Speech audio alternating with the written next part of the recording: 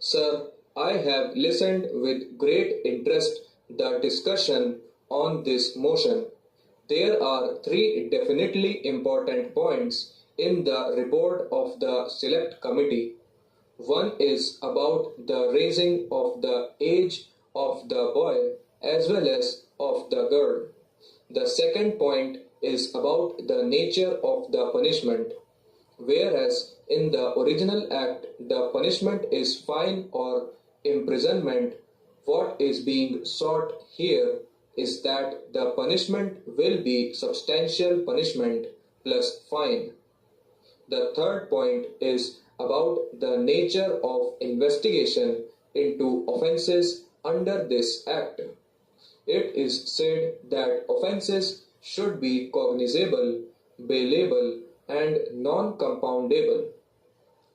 I agree, sir, that the intention of the honorable member who is in charge of this bill is undoubtedly good. I share his enthusiasm for social progress.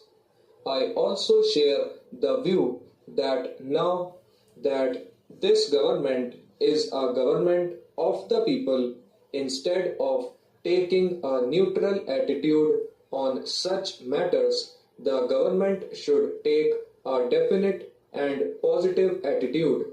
But in social matters, especially when they concern not a few, not a section, not a class here and there, but practically the whole community, it is only wisdom that we should move with a little caution.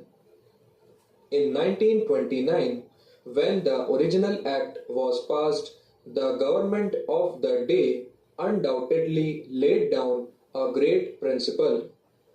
When it was sought to oppose this particular bill by the orthodox section of the House on the ground that this House had no jurisdiction to interfere in matters social and religious, it was definitely laid down that when there is a great and corroding evil and there is a promising remedy, it was the duty of the government to remove it by legislation.